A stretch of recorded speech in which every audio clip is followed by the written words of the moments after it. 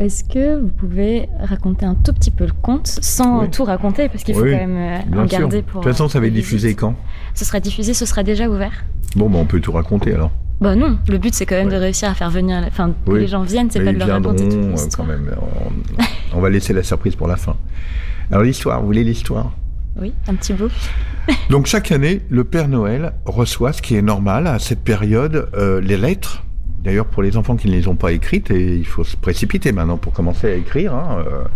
En tout cas, voilà, jusqu'au 17 décembre, il faut quand même, la deadline c'est le 17 décembre quand même pour écrire sa lettre au Père Noël, puisqu'ensuite il a que quelques jours pour trouver les jouets dans les ateliers des lutins. Donc l'idée c'est, le Père Noël reçoit des lettres, et quand même, chaque année, c'est quand même très ennuyeux. On lui demande à peu près les mêmes choses.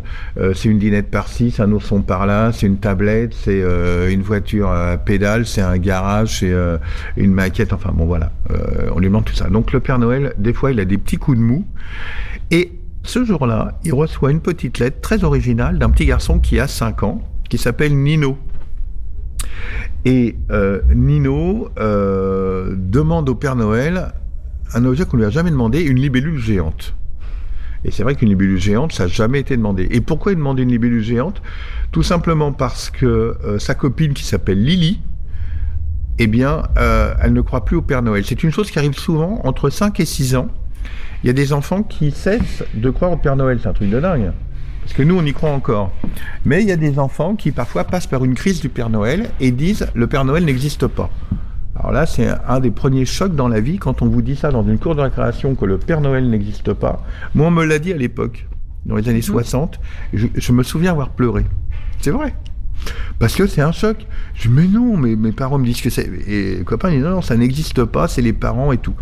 Donc, Nino, il écrit au Père Noël en disant, Lily m'a dit que tu n'existes pas, donc on va lui montrer que tu existes, tu vas me livrer une libellule géante, et je l'emmènerai faire le tour du monde, parce qu'à 5 ans, on a tous les possibles sont possibles, justement.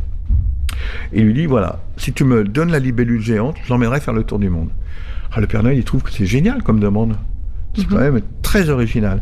Donc il va voir le patron des lutins, en lui demandant, est-ce que tu auras une libellule dans nos ateliers? L'autre lui dit, on n'a jamais fait de libellule. Ah bon, mais alors qu'est-ce qu'il faut faire pour avoir une libellule géante? Mais il lui dit, tu devrais aller au salon du jouet de Paris. À Paris, il y a un grand salon, c'est quand même un salon de nouveautés, etc. Et là, il y a un salon de professionnels, et là, certainement, tu vas trouver une libellule. Donc le Père Noël dit, c'est une bonne idée, tiens, en même temps, je vais me balader, à Paris, c'est sympa, hein, c'est quand même la ville lumière, je vais y aller. Et donc, il part à Paris, accompagné de ses 3 chats, parce que le Père Noël a 3 chats et il s'en sépare jamais, donc voilà. Donc les voilà à Paris, au salon du jouet.